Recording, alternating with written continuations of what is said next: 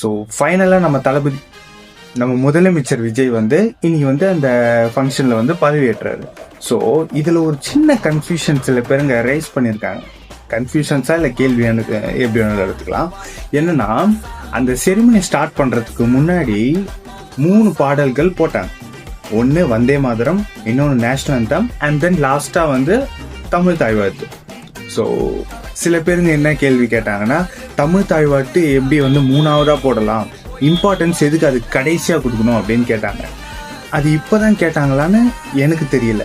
But last time 2021 Stalin sir வந்து பதவியேற்றார் பார்த்தீங்களா, அந்த செரிமனியில் கூட ஃபர்ஸ்ட் நேஷனல் அந்தம் போட்டாங்க, அண்ட் தென் அதுக்கப்புறம் கடைசியாக தான் தமிழ் தாய்வாழ்த்து போட்டாங்க.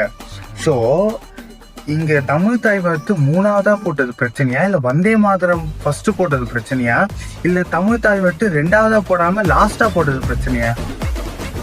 என்னதான் பிரச்சனை?